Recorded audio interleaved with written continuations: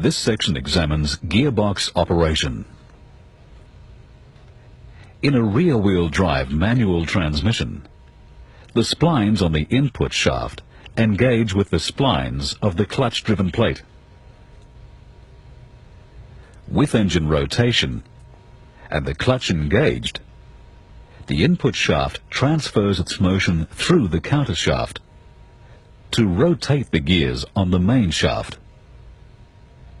In this neutral condition, the engagement sleeves and hubs splined to the output shaft are stationary. No drive is transmitted to the output. Depressing the clutch pedal removes the engine load from the input. This allows an engagement sleeve to be moved into engagement with the external teeth on the gear selected. This locks the gear to the main shaft. When the clutch is released, the drive is transmitted to the input gears along the counter shaft to the gear selected.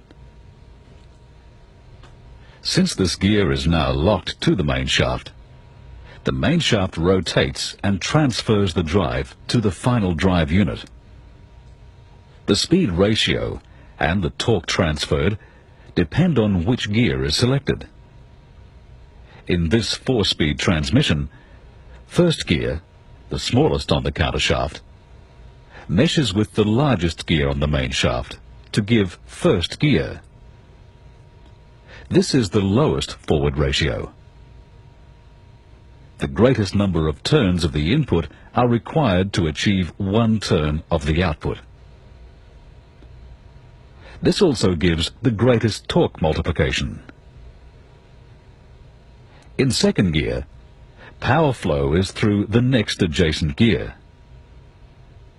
The difference in speed between input and output shafts is reduced. Fewer turns of the input are required to give 1 turn of the output, but there is less torque multiplication.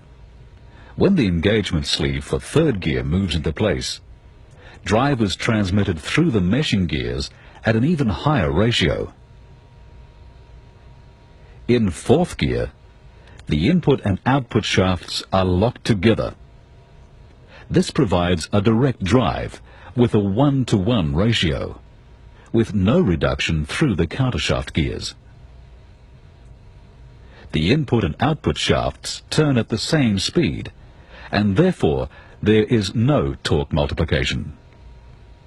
The countershaft gears and their corresponding gears on the main shaft continue to rotate, as the countershaft is constantly in mesh with the input gear, but they do not transmit any drive.